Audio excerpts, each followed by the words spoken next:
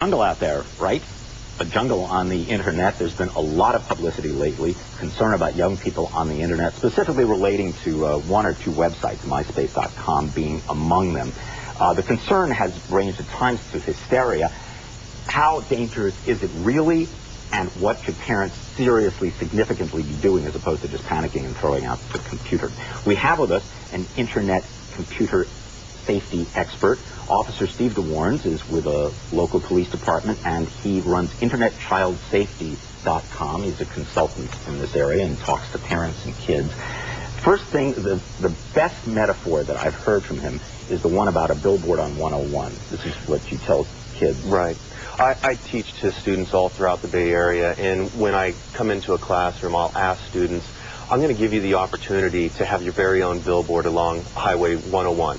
And on that billboard, you can post a picture of yourself. You can list your favorite movies, television shows, music, you name it. You can list all your friends. How many of you would be interested in doing that? And they just all sit silently. And nobody wants to do that. Nobody wants to post up a billboard. So they know that that's not such a good idea to post up personal information out on a billboard along the freeway. But yet when it comes to the internet, they have no problems doing that, in such as MySpace.com. And the fact of the matter is that as many or more people could well see it, for one thing, and it'll be there forever because there are caches that save this information for years, decades to come. Yes. So how do you monitor? It's going to happen. Right. Kids are going to participate in websites where they can socialize. It's got to happen.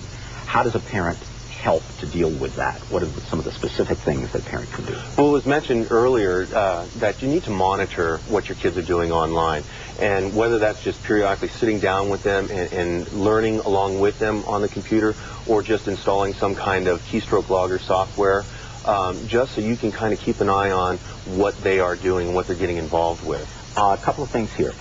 If your kid is on MySpace.com, and this is a relatively clean sample of MySpace. Our producer was saying she had a problem. There's a browse function, and she was browsing and could not come up with a screen that we could show on the air because there was so much obscenity. There are a lot of very questionable people on this site. You were even saying some of them related to porn sites. Is that right? Yeah, there are some images that you can click on, and it'll automatically take you to their MySpace account, which is just a front for a porn site. So that's something else you need to know with parents. Parents need to tell their kids. You can sign on for a MySpace account, you as a parent. Correct. If you got a kid using MySpace, it's the right thing to do, isn't it? Yeah, you should periodically go on there and take a look and see what the kids are doing out there. You can go do a search for class finders and find out, type in your school name and see if your kid's listed there. It's difficult to find your son or daughter online if they have a MySpace account, because a lot of times they hide their identity by creating a new screen name. Right. Well, I'd be a lot happier if they told me every identity that they had so that I could actually look at them all. Right. And I mean, a kid shouldn't be saying, well, I need to have my privacy, because this probably goes beyond that range of privacy. You mentioned software. Right. And there is monitoring software. I just coincidentally happen to have had these folks send me software, and you say this is one that you recommend? Absolutely. I recommend this program to all the parents that I teach to. It's a keystroke logger software program. It monitors everything that the kids do online. So it's like the home VCR. You push the record button, it records everything that appears on the screen, and as soon as they're done, if you go back later on, you can hit the play button and watch everything show up on the screen. It's called Spectre Pro. It's not cheap. SPECTOR Pro. And it raises a major moral dilemma for your average parent, I suspect. That's right. And the kids probably will go nuts about it. So that's something you're just going to have to figure out how to deal with. Right.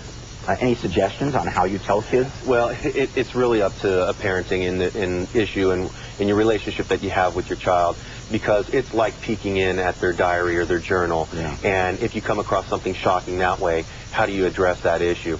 Me personally, I think you need to start off at a very young age. When you introduce the internet in the home, set up some boundaries, set up some acceptable use policies, and tell your kids that I'm going to load some software and I'm going to monitor what's going on here.